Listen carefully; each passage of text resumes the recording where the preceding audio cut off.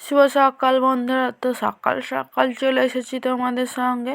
তো যে যেখানে আছো আশা করি সকলে ভালো আছো। তো আমি মুর্শিদাবাদ জেলার ছোট্ট একটা গ্রাম থেকে আমি সুমিত। আমার ব্লগে তোমাদের অনেক অনেক স্বাগত, অনেক অনেক ভালোবাসা। আর এইদিকে দেখো আমি সকাল সকাল উঠে পড়েছি। তো সকাল সকাল উঠে পড়ে ছড়মালটা দিয়ে নেবো। তো ছড়টা দিয়ে নিয়েছি।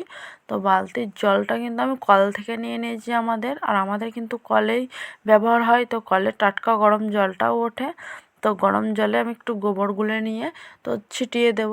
তো এইটাই করতে হয় আমাদের এই দিকে। তো এটা না করলে লোকজনের নিন্দা করে। তো তার জন্য কিন্তু এটা সকালে উঠেই দিতে হয়।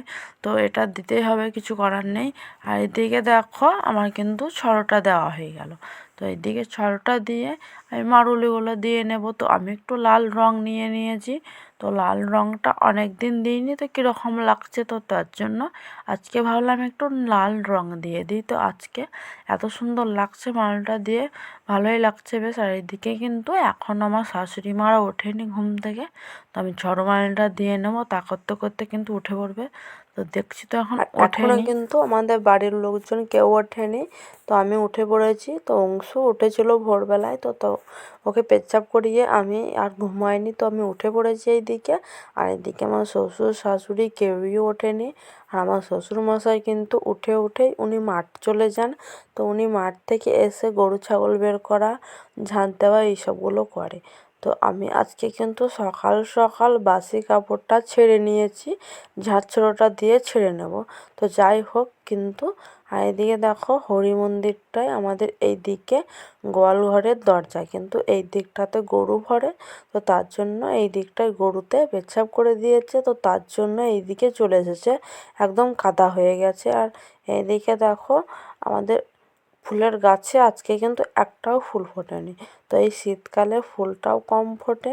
তো কিছু আর গরমকালে বা বর্ষাকালে এক গাছ ফুল ধরে, জবা ফুলের গাছ এইটা। আর আমাদের কিন্তু 3-4 রকমের জবা ফুলের গাছ আছে। তো তোমাদেরকে পরে দেখাবো একদিন। আর এদিকে দেখো আমি দেখলাম যে আমাদের হাঁড়ি কড়াইয়ে মাটি দেওয়া জন্য যে মাটিটা থাকে, সেই মাটিটা শেষ হয়ে গেছে।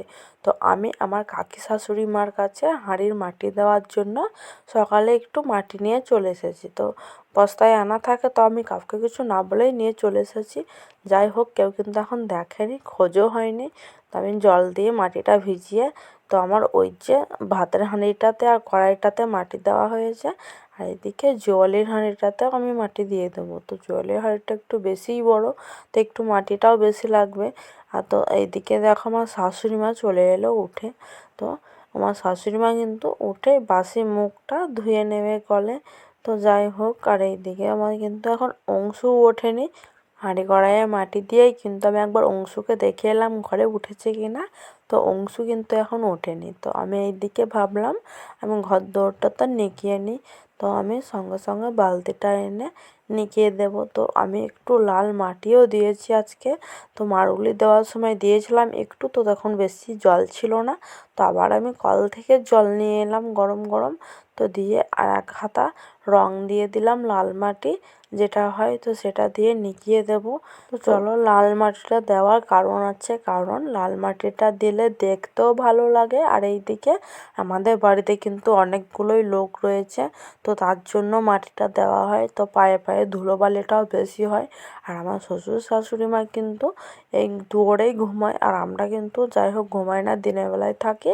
তো রাত্রে আপন আপন জায়গা চলে যায়। তো আমার শ্বশুরমশাই দিকে থাকতে হয়। আর মাটির ঘর দুয়ার তো একটু ঝরঝরে করেও রাখতে হবে, তা নাহলে ধুলোবালিটা হয়। তো জামা কাপড় ময়লাও হয় প্রচণ্ড। তো আমরা কিন্তু যখনই নেগাই কিন্তু ওই লাল মাটিটা বেশিরভাগ দিয়ে নেগাই। তো এই লাল মাটিটা কিন্তু সবারই ধারে থাকে না, তো সব দিকে থাকে না।